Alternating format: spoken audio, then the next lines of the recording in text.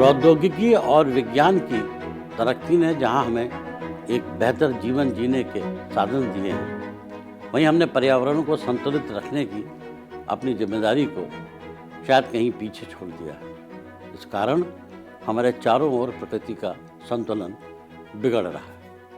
आज के इस आधुनिक युग में मानव जीवन की गति इतनी तेज हो चुकी है कि वह प्रकृति के साथ तालमेल बैठाने में चूक रहा है। हमें केवल प्रकृति के उपभोक्ता बनने के बजाय प्रकृति के सेवक बनना चाहिए। मनुष्य और प्रकृति का रिश्ता हजारों साल पुराना है। हमारी पौराणिक कथाओं, संस्कृति और सभ्यता में प्रकृति की महत्वपूर्ण भूमिका रही। ऋषियों मुनियों ने हमेशा प्रकृति के साथ सह अस्तित्व का संदेश दिया है। प्रकृति को देवी देवताओं के रूप में पूजना हमारे समाज में प्राचीन काल से प्रचलित रहा है, लेकिन औद्योगिकीकरण और नगरीकरण के बाद यह सह अस्तित्व का भाव कहीं खो सा गया है। हमने प्राकृतिक संसाधनों को केवल उपभोग की वस्तु मान लिया है। पेड़ों को काटना, नदियों को प्रदूषित करना, भूमि का अत्यधिक दोहन करना, ये सब हमें प्रगति की ओर बढ़ने का रास्ता लगता है, लेकिन इसने हमें बहुत बड़ी कीमत चुकाने पर मजबूर कर दिया है। जलवायु परिवर्तन, वायु प्रदूषण, भूमि कटाव, जैव विविधता का विनाश, यह सब मानवता की चेतावनी है कि हमें अपने रास्ते को बदलना होगा। औद्योगिक क्रांति और आधुनिक तकनीक ने हमें संसाधनों के अंधाधुंध उपयोग की ओर धकेल दिया है। हमने केवल अपने आराम और सुविधाओं के लिए संसाधनों का दोहन किया है। जंगलों की अंधाधुंध कटाई से वन्य जीवन को नुकसान हुआ। प्रदूषण ने नदियों और हवा को विषाक्त बना दिया। हमने धरती के अद्वितीय संसाधनों का दोहन किया और उन्हें अपने फायदे के लिए अनियंत्रित रूप से इस्तेमाल किया। इसका परिणाम यह हुआ कि हमने अपने पर्यावरण को प्रदूषित कर दिया और धरती के संतुलन को बिगाड़ दिया। अगर हम यही सोचते रहे कि प्रकृति केवल उपयोग की वस्तु है, तो भविष्य में हमारे साथ पास रहने के लिए एक स्वस्थ धरती नहीं बचेगी। हमें समझना होगा कि प्रकृति का संरक्षण केवल एक कानूनी या राजनीतिक मुद्दा नहीं है, यह हमारी नैतिक जिम्मेदारी है। हमारी धरती हमें जीवन, जल, हवा और भोजन देती है। हम इस धरती के कर्जदार हैं। अगर हम इस कर्ज को नहीं चुका पाएंगे तो आने वाली पीढ़ियों के लिए एक बेहतर भविष्य की उम्मीद नहीं रख सकते। हमें इस मानसिकता से बाहर आना होगा कि प्रकृति का उपयोग करने के लिए है। हमें समझना होगा कि हमारा अस्तित्व प्रकृति पर निर्भर है, न कि प्रकृति हमारा उपभोग करने के लिए। एक सेवक के रूप में हमारा कर्तव्य है कि हम प्रकृति की रक्षा करें, उसका सम्मान करें और उसे स्वस्थ बनाए रखें। प्रकृति के सेवक बनने के लिए हमें कुछ ठोस कदम उठाने की आवश्यकता है। ये कदम व्यक्तिगत, सामूहिक और सामाजिक स्तर पर उठाए जा सकते हैं। वृक्षारोपण को प्राथमिकता देना होगा। पेड़ हमारी धरती के फेफड़े हैं। हमें अधिक से अधिक वृक्षारोपण करने की आवश्यकता है, न केवल सार्वजनिक स्थानों पर बल्कि अपने घरों, बगीचों और स्कूलों में भी पेड़ लगाइए।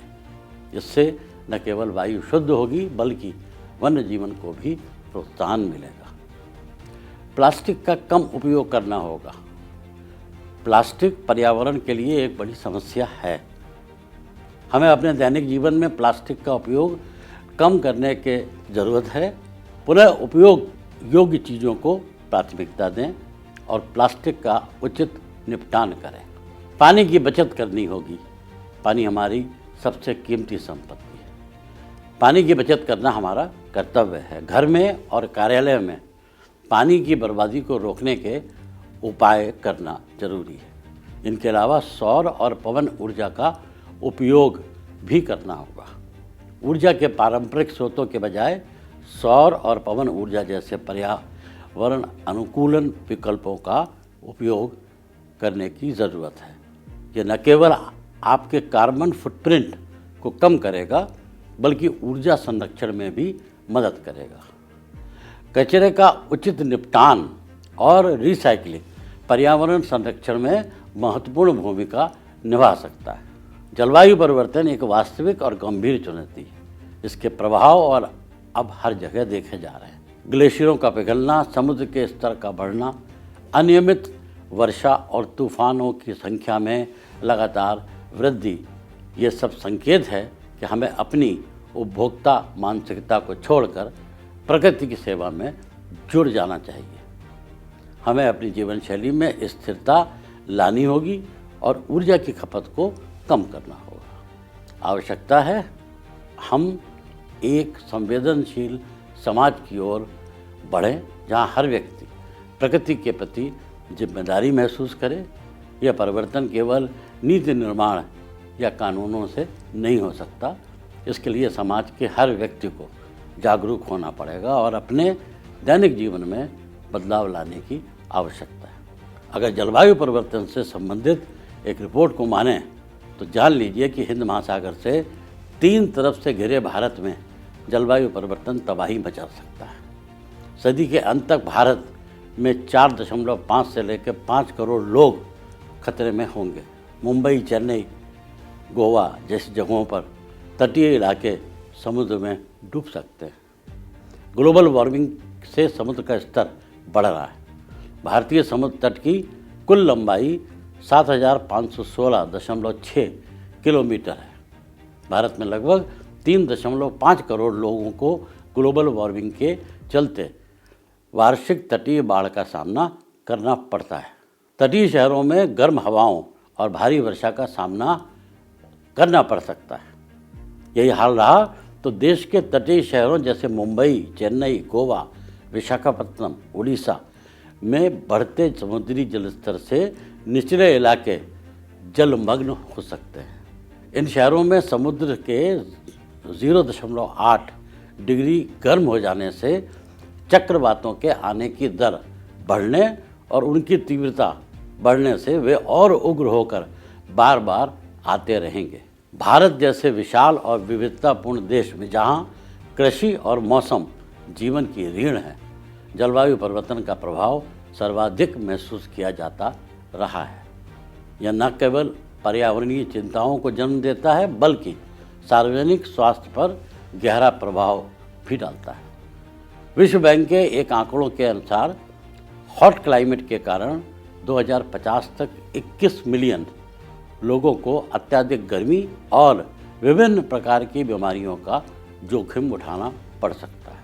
सार्वजनिक स्वास्थ्य और जलवायु परिवर्तन के इस जुड़ाव को समझना और इस पर प्रभावी ढंग से काम करना न केवल भारत की वर्तमान पीढ़ी के लिए आवश्यक है बल्कि आने वाले पीढ़ियों के भविष्य के लिए भी महत्वपूर्ण है। इस दिशा में प्रगति करने के लिए एक संयुक्त और समन्वित प्रयास की ज़रूरत है जो वैज्ञानिक ज्ञान, सामाजिक इच्छाशक्ति और राजनीतिक नेतृत्व को एकजुट करता है।